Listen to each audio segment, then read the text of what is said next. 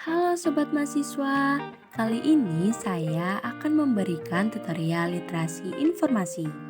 Nah, melalui video ini kalian dapat belajar bagaimana efektif dalam mencari serta menggunakan informasi untuk dapat membantu aktivitas perkuliahan kamu loh. Yuk simak videonya. Selamat datang di modul satu, yaitu identifikasi kebutuhan informasi, yang dimana kita akan belajar bagaimana menentukan informasi yang kita butuhkan dan dapat menemukan informasi yang spesifik sesuai yang kita butuhkan. Nah, untuk mengidentifikasi kebutuhan informasi, ada step by stepnya nih. Yang pertama, identifikasi rumusan masalah. Yang kedua, pengembangan kata kunci. Dan yang ketiga, formulasi kata kunci. Yuk kita mulai step pertama, yaitu mengidentifikasi rumusan masalah. Jadi pada step pertama, kita dapat mengidentifikasi sesuai dengan judul atau topik penelitian dan dapat melalui rumusan masalah penelitian yang kalian punya ya.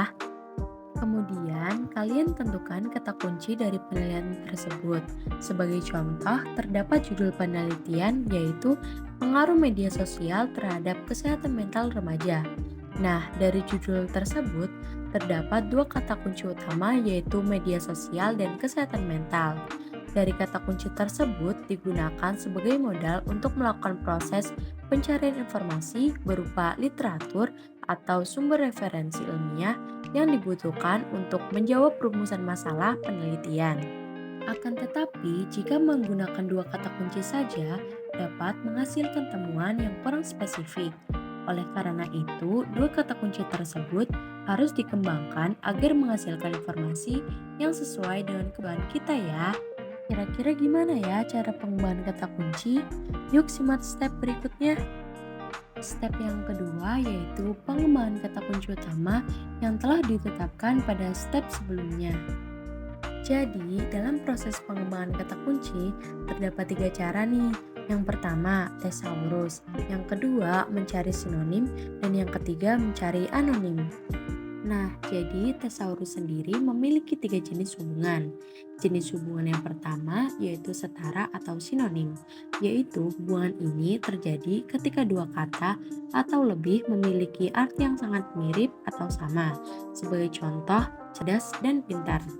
Jenis hubungan yang kedua yaitu hierarkis, yaitu terjadi ketika ada kata yang memiliki makna lebih luas atau lebih spesifik dibandingkan dengan kata lain. Sebagai contoh, kendaraan, yaitu kata lebih luas, dan mobil, yaitu kata yang lebih spesifik. Jenis hubungan yang terakhir yaitu asosiatif, yaitu terjadi ketika dua kata berkaitan satu sama lain dalam konteks yang sama tetapi tidak sinonim atau hierarkis. Sebagai contoh, pena dan tinta. Karena pena menggunakan tinta, tetapi keduanya bukan sinonim atau hierarkis. Nah, setelah menemukan dan mengembangkan frasa lain dari kata kunci utama yang kamu punya, step yang terakhir yaitu formulasi kata kunci. Pada step ini, terdapat konsep kata kunci yang dapat digunakan untuk memudahkan dalam mencari sumber informasi tertentu, sehingga kita bisa mendapatkan informasi yang kita butuhkan. Sebagai contoh, saya telah memiliki dua kata kunci sesuai dengan step sebelumnya, yaitu media sosial dan kesehatan mental. Nah, sesuai dengan dua kata kunci tersebut, dapat dibedakan berdasarkan sinonim dan anonimnya. Sinonimnya, media sosial adalah situs jejaring sosial, sedangkan anonimnya yaitu interaksi tatap muka. Sedangkan pada kesehatan mental memiliki dua sinonim, yaitu kesejahteraan mental dan kesehatan jiwa.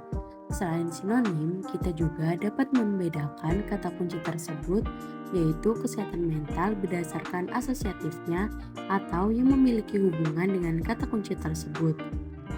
Sebagai contoh, kesehatan mental merupakan sebuah cara untuk menerapkan strategi yang efektif dalam menjaga dan meningkatkan kesejahteraan mental. Misalnya, perspektif budaya dan sosial tentang kesehatan mental, kualitas hidup dan kesejahteraan terkait kesehatan mental, dan stigma terhadap masalah kesehatan mental. Jadi, hasil pengembangan kata kunci tersebut dapat dijadikan modal untuk penelusuran informasi sehingga menghasilkan sumber informasi yang relevan. Nah, dari konsep yang telah kita temukan tadi, dapat mempermudah dan mengorganisasi kata kunci sehingga dapat dikembangkan untuk membuat tabel query. Nah, seperti contoh di layar ini, dengan bantuan konsep yang sudah ditemukan, kita dapat mengatur kata kunci yang dikembangkan ke dalam formula alternatif yang berbeda. Hal ini dapat membantu pencarian informasi karena kita dapat mencoba beberapa kata kunci untuk memperluas cakupan pencarian dan meningkatkan relevansi hasil yang kita temukan. Misalnya, pada alternatif pertama, kita dapat memasukkan kata kunci media sosial dan kesehatan mental.